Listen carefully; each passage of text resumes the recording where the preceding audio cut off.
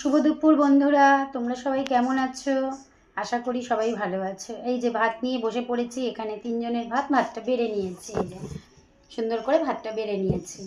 এখানে করেছি বেগুন ভাজা, সকালের আলু ভাজা আছে, আর হাজবেন্ডের জন্য উচ্ছে ভাজা। দাঁড়াও দিয়ে নি, দেখাচ্ছি তোমাদের। মেয়েকেও একটু দিলাম, আমি একটু নিয়ে নিলাম। ছিল না, দুটোই উচ্ছে ছিল, তাই ওটুকু ভেজে নিয়েছি। দেবো বেগুন? বেগুন দেবো? আরেকটা দেবো? না, খাবি না? আমি নিয়ে নিলাম। আলু ভাজা খাবি? না।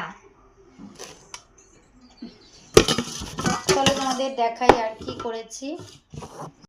এখানে করেছি পুঁই শাক, আলু, কুমড়ো, শিম, গাটি কচু, সব কিছু বেগুন দিয়ে একদম ঘেঁটা মতন একটা তরকারি, মানে সব ইসে করে একদম একটু নরম করে ফেলেছি, করে নিয়েছি। এখানে করেছি শিম দিয়ে ডাল, এই যে ধনেপাতা দিয়ে মুসুর ডাল করেছি শিম দিয়ে।